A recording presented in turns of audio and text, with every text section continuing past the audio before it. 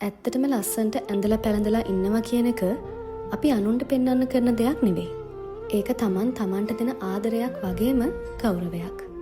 උදේට ඇහැරිලා ලස්සන්ට පිළිවෙලකට ලෑස්ති වෙලා කණ්ණාඩි ඉස්සරහට ගියාම මේ දැනෙන පොඩි ගැම්ම මුළු දවසම සාර්ථක කරගන්න අපිට උදව් කරනවා. ලස්සන්ට ඉන්නවා කියන්නේ බ්‍රෑන්ඩඩ් පස්සේ දුවන එකවත් ෆැෂන් කරන්න තියෙන පිස්සුවක්වත් නෙවෙයි. ඒක අපේ පර්සනැලිටි එකට ගැළපෙන විදිහට අපි හැඩ ගැහෙනවා කියන එක.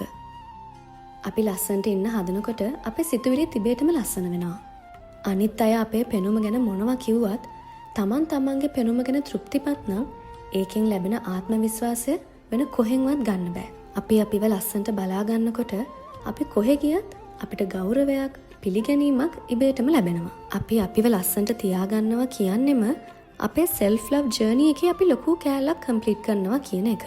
මොකද අපි අපේ පෙනුම ගැන උනන්දු වෙනවා කියන්නේ අපි අපේ ජීවිතය ගැන උනන්දු වෙනවා කියන එක. ඒ නිසා ලොකු උත්සවයක් හොඳම දවසක් එනකන් ඉන්නේ නැතුව හැමදාම Tamanට පුළුවන් විදිහට තමන්ව ලස්සනට තියාගන්න පුරුදු වෙන්න.